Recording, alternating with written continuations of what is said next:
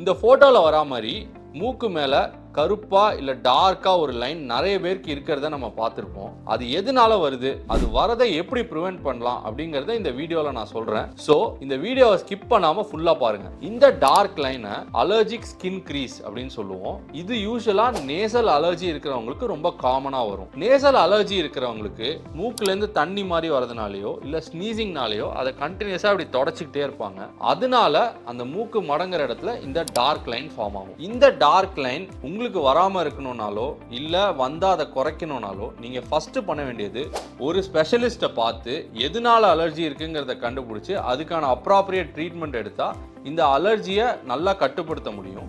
And இது கட்டுப்படுத்துறது மூலமா இந்த மாதிரி மூக்கை ரப் பண்றது குறையும் அண்ட் உங்க பிக்மெண்டேஷனும் நாள் போக்குல கம்மியாகும். உங்களுக்கு தெரிஞ்சவங்க யாராவது இந்த மாதிரி மூக்கை உறிஞ்சிட்டோ இல்ல கண்டினியூஸா ரப் பண்ணிட்டோ இருந்தாங்கன்னா அவங்களுக்கு இந்த வீடியோவை மறக்காம ஷேர் பண்ணுங்க.